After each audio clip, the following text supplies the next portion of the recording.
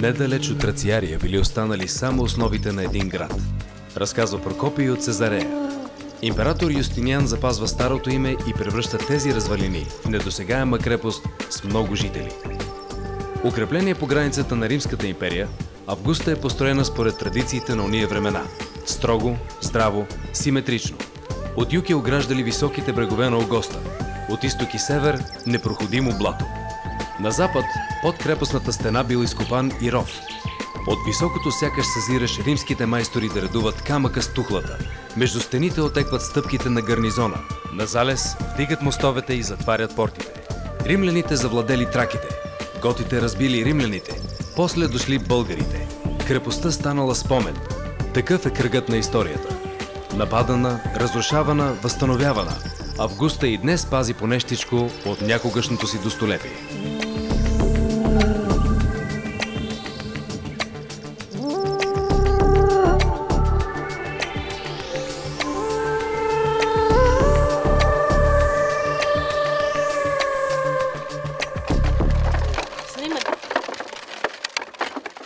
Земеделието не е проста работа, не е за подценяване, напротив.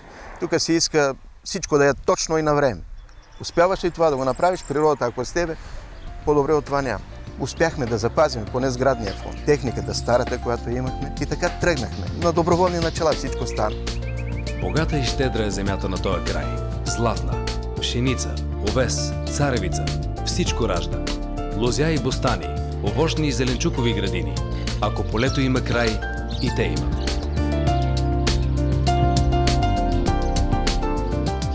Много отдавна зла болест се развилняла. Помела младо и старо, зачернила колибите. Прегърбена старица рекла на хората: 9 пъти на 9 места през 9 месеца огнище да палят. Тя останала да заблуди болестта и в реката да я удави. 9 пъти колиби градили селените и накрая се върнали там, откъдето тръгнали. Целунал момък ръката на старицата, а тя издумала, че вече нищо няма да ги прогони от тази земя. Хърлец се казва. От 17 век селото е на това място и с това име.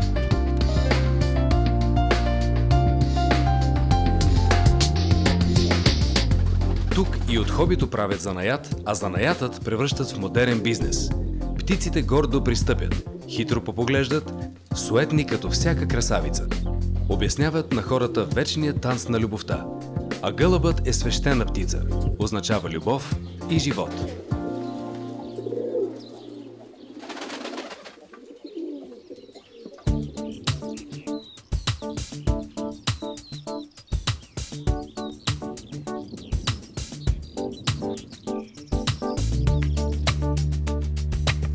Тези мъже има с какво да се похвалят. Ловната дружинка, основана още през 1894, е с много традиции, с богат опит и с добро име. Гости им идват не само от страната, но и от чужбина. Никой не се храни с лов. Сега вече всичко е за удоволствие. 5 декара двор, къщата, стотина дръвчета, поддържаме перфектна изработка. За един ловджия най-важното е мерак. Мерака няма пушка, която да не цели. Полето ни е отлично, разделено е на 2 части. Много е доста интересен спорт, динамичен.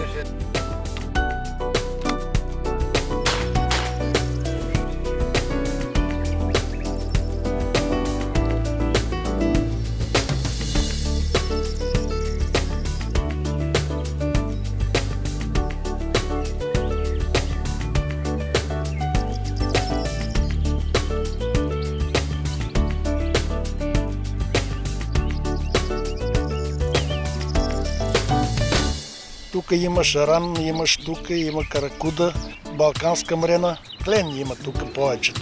И тостолоп, марекко. Много рибари са тук, доаждат от градовете, врачани и софиянци. Доаждат чак тук, кога има улов, особено есенно време, когато штуката тегли. С едни бутуши и едни сиджиме такива навъртат и фъргат, ловат малките штуки и ги пущат, а големите ги само прибират. А ние се радваме и на малки, и на големи.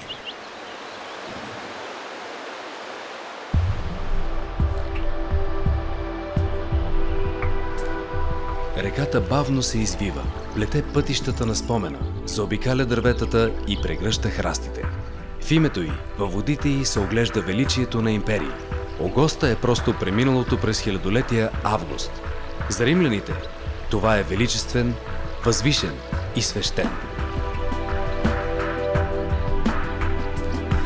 Крехкото огледало на водата има своя мъдрост, за истина и познание. Неуловими тайни и прастари прозрения мамят в дълбината. Кората на дървото се пропуква и ражда новия ден, верен на древните сънища. Огледалото е висшето знание, отразено в слънцето, луната и звездите. Водата пречиства и помни, отнася дребното и лошото, запазва важното. За нас остава да го търсим и да го познаем.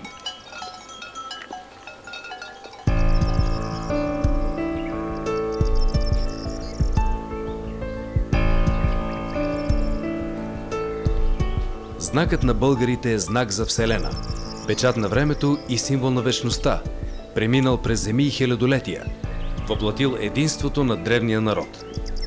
Аспаруховият вал започва от местността Килербаир на Дунава и стига до Хайредин. Строен е в края на 7 век, дълъг цели 32 км, граден здраво и твърдо, да пази своето и спира врага. Зид висок повече от 2,5 метра. Колко ли знаци има да разгадаваме, за да видим истината за себе си и за рода си? Колко ли пътеки има да извървим, за да се преоткрием?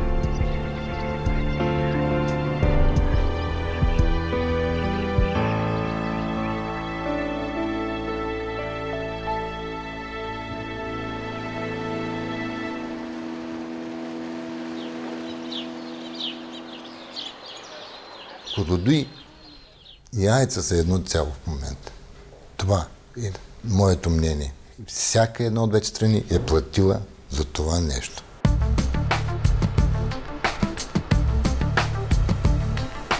Козлодуй бил едно прекрасно китно селце с традиции, доста силно развито селско стопанство. И когато започва такъв обект стратегически, той повлияе съществено върху хората, които тук са живели. Вкарва хора в този регион, които имат съвършено друга култура, различни езици, различни етноси, от различни нации.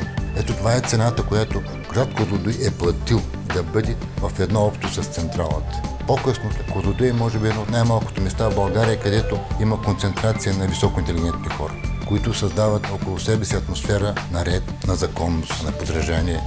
Козлодуй е един малък оазис в България. Тук има културни влечения, които може да завиди всеки един град. И това е едно взаимно доверие между централата и околните хора. АЕЦ Козлодуй произвежда море от светлина и топлина.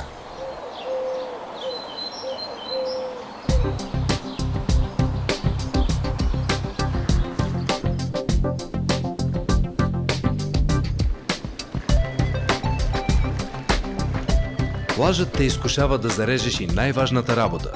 Предизвиква те да се отдадеш на мекия пясък, да изровиш ръковина, запечатала спиралата на времето, да се довериш на нежния слънчев лъч. Някога край брега кайкчии теглили лодки и гемии, с въжета, срещу течението. Днес това е развлечение, спорт и проверка. Аз ли съм по-силен или стихията на реката? А летните нощи тук са прохладни и може би пазят нежни спомени. Или пък ги създават.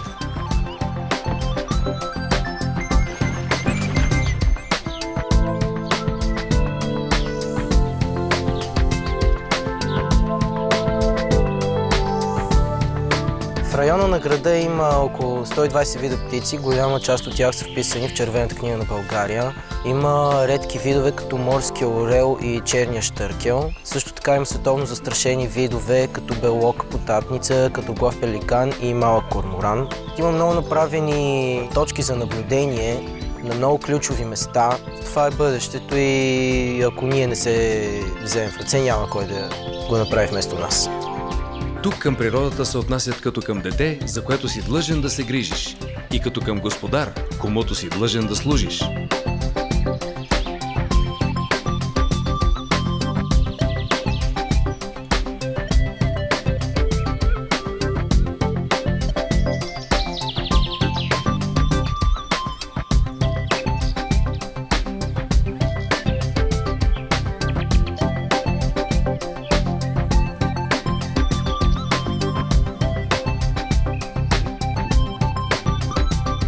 Да обичаш дървото попило слънцето над полята и живата влага на земята, Да прочетеш онова, което е видно само за твоите очи.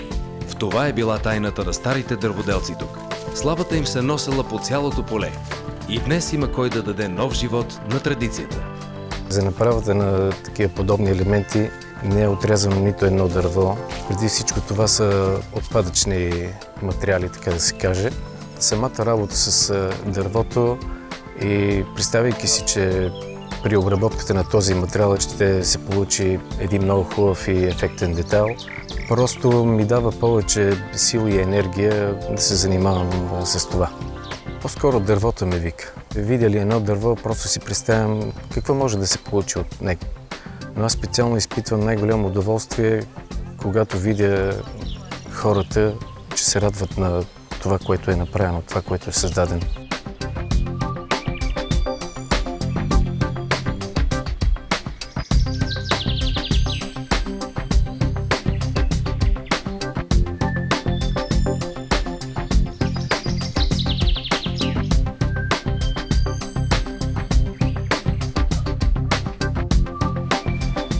Хората, които съзерцават птиците, могат да го направят от високия бряг.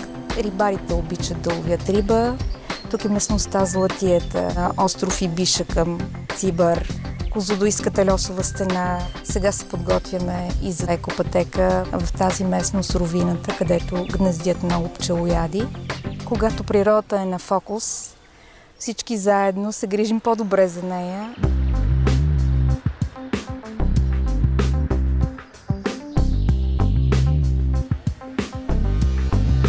Златно е ширинето.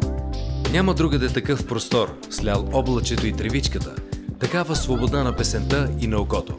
Крилете на щъркела разказват за овладяна сила и древна мъдрост, за традиция, оплодила корена на новия живот. Капитанът на Радецки Енглендер казва: чух, че всички те били избити, но идеите, делата на тия, които умряха с тая смърт за отечеството, бяха благословено семе, което богато изкласи. Козлодуй си има всичко. Минало, земя и небе, здрави деца и напети булки. Трудолюбиви ръце издигат домовете и галят цветето. По този край умеят и да ловят рибата, и да я сготвят, и бухнала румена пита да умесят. За хората тук важно е да се живее с радост, да има празник. Когато е хубаво времето, взимаме велосипедите и идваме. Обичаме да караме колело! Нашия град е хубав! Елате и го вижте! Задали ми се дреновските моми, задали ми се дреновските моми, дреновските моми, дреновските булки, дреновските моми, дреновските булки. Че ще да и да сбор да сборува. Залезът над Дунава гали очите. Светлината бавно потъва и слънцето тайнствено забулва лъчите си в капчици воден бисер. По тая златна земя легендите и преданията са на хиляди години. Те са в шепота на тракийските могили, в размерените стъпки на римските войници, в гласа на ветровете, тичали след българската конница. Стъпваш на древна земя, в която всеки танц е спомен, всяка тревичка сила, всеки камък знание, за да продължиш напред, да продължиш историята. Колю бързака, с луцото магаре, колю бързака, с луцото магаре. Сека му дава по една парица, сека му дава по една парица, да ги прекара през мътна водица, да ги прекара през мътна водица. Саледна не дава ни една парица, саледна не дава ни една парица. Бели поли дига, мътна вода гази, бели поли дига, мътна вода гази.